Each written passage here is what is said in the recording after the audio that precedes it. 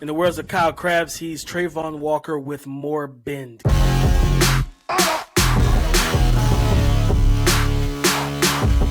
What's going on, everybody? Kyle Krabs, the Draft Network scouting team, here to talk about the pass rusher position.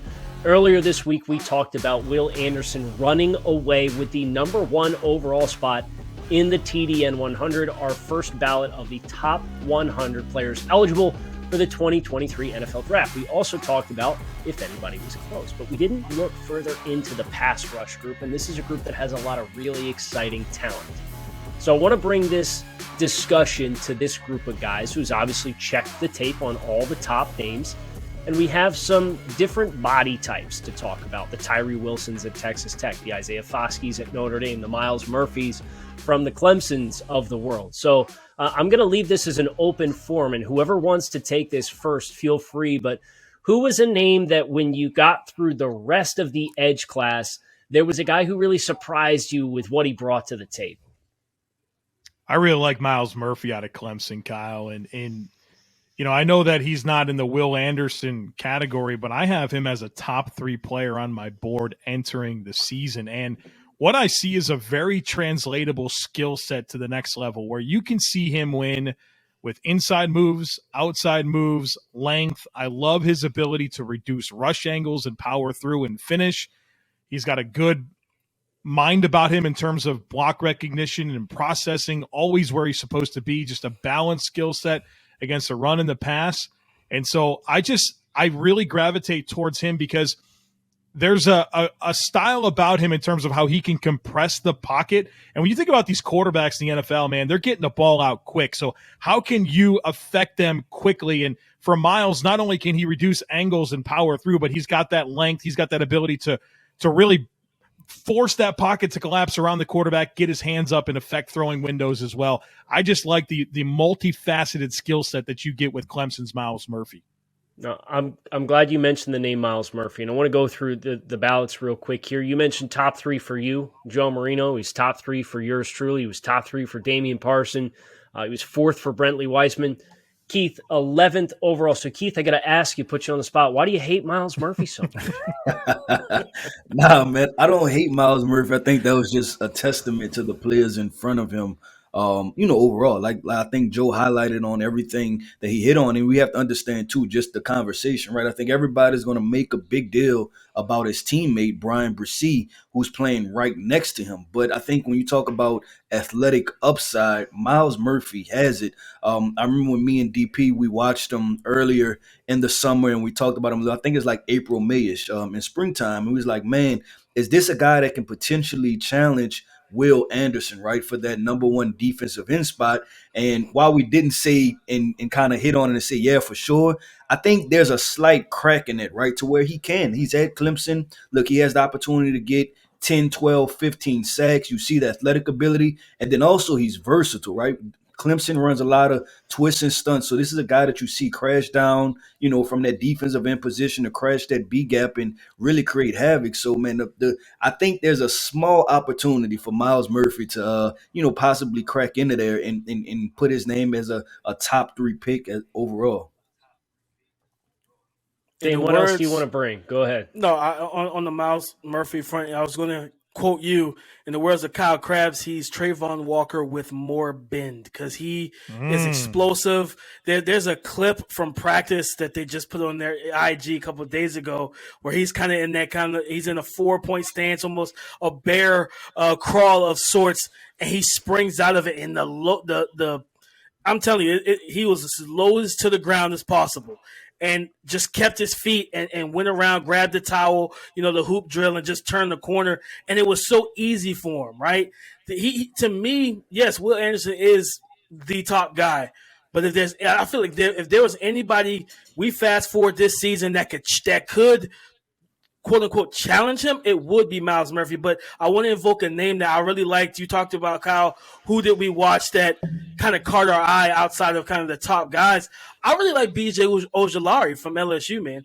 I really like him. He's got some juice. I think Joe put it in our chat when he watched him.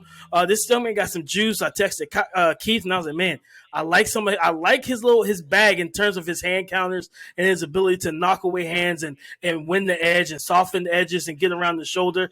And I think he had 9 sacks last season. I think he could be in for a big season this year. Ojulari is definitely a dynamic player, but if you're going to ask me for a dynamic speed, wide angle guy, for me, it's Isaiah Foskey, right, from Notre Dame. And he's somebody who has played in a couple of different roles on Notre Dame teams. We had a chance to speak with him a couple weeks ago and get a chance to know him and his background a little bit. Like a really diverse special teams background to get him started. And when he was a young player, he's blocked multiple punts, returned one of those for a touchdown in his early career. And Joe made the observation in speaking with him that if he repeats his sack production from last year, he's going to break Justin Tuck's Notre Dame career record for most sacks for the Notre Dame program.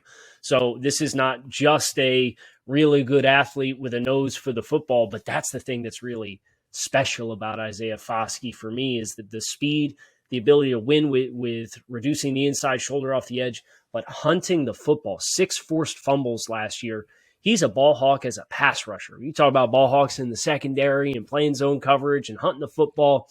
He does this off the edge, and he's got a really, really special knack for finding the football when he is sacking the quarterback.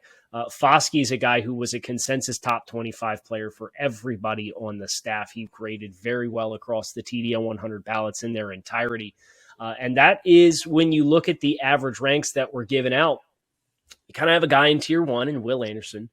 You kind of have a guy in tier 2 in Myles Murphy, and he's 3rd overall.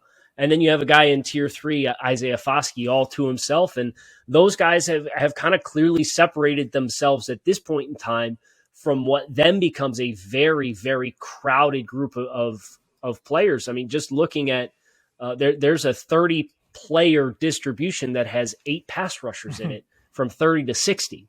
And some of those guys are going to rise because you never see just 3 pass rushers go in the first round. So, yeah, we're talking edge 2. We've established that's Myles Murphy. What other names? They mentioned Bize Ojulari. What are the names from kind of the tier 4 group really move the needle for you guys? Yeah, I want to mention Tyree Wilson out of Texas Tech. Guys, we saw Trayvon Walker, the number 1 pick last year, really get that opportunity because of just physically what he offers in terms of size, length, athleticism. Well, my goodness, you got a guy here in Tyree Wilson that looks like he was engineered in a lab to play defensive end in the NFL. And I acknowledge that his tape is pretty uneven, and I wonder how much of that is just based on what he's coached to do there at Texas Tech. A lot of slow playing situations, a lot of 2-gapping, where when you do see him turn it on, when you see him dial it up, when you see him just try to get into the backfield and make plays, my goodness, has this guy got some burst about him. He's got some power, and those flashes are really, really high level. And so I hope Texas Tech unleashes him and allows him to be more of a player that forces the action, right, as opposed to just kind of a gap control style player, because when he dials it up, man, it's really, really pretty, and he's got unbelievable size and athleticism. Yeah, I'm gonna go with Auburn's outside linebacker Derrick Hall. Man, you cut on the film in this instant, right? Like you instantly see that, you know what?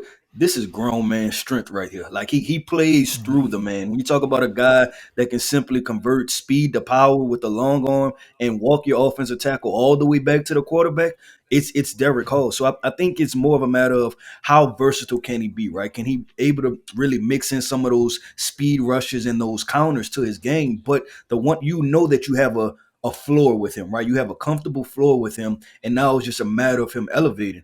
We referenced that Auburn Alabama game when we talked about Bryce Young and the fact that Auburn really kept it close, right? And it was like, okay, what does this Auburn team have? And when I cut on the film and watched Auburn's defensive line and came across Derrick Hall, I was like, okay, that's why they were able to stick in this game, and it's because of players like Derrick Hall and just their grown man strength. Look, Evan Neal went top 6, top 7 this past year, and he took it to him. Like he was not afraid, you know, in that Alabama game. He just took it to him, and he really showed up and showed out. So I was thoroughly impressed with Derrick Hall of Auburn. That is just a couple of the names in that tier 2 bucket. And the question is, will be, can they infuse themselves from tier 4 into tier 3 or tier 2, or potentially in tier 1? And that's going to be a lofty aspiration for just about every single one of these guys with how good Will Anderson is. But that is going to do it for our discussion here on the EDGE2 dynamic, who might be fringe contenders to get into that conversation. But right now, it's Clemson's Myles Murphy in a class of his own for the Tier 2 EDGE2 title. Make sure to check out the Draft Network for the full TDN 100 and all of your football needs this fall.